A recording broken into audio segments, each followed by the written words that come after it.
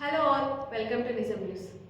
దోమల నివారణ లక్ష్యం దమ్మాయిగూడలో భారీ బైక్ ర్యాలీ. సీజనల్ వ్యాధుల కట్టడిపై మల్కాజ్గిరి మున్సిపాలిటీ యంత్రాంగం నడుం బిగించింది. 99 డేస్ ప్రజాపాలన ప్రగతి ప్రణాళికలో భాగంగా దోమల నివారణపై ప్రజలకు అవగాహన కల్పించేందుకు అధికారులు భారీ కార్యక్రమాన్ని చేపట్టారు. కీసర్ సర్కిల్ పరిధిలోని దమ్మాయిగూడ ఎంటమాలజీ శానిటేషన్ విభాగంలో జరిగిన ఈ కార్యక్రమం విజయవంతమైంది.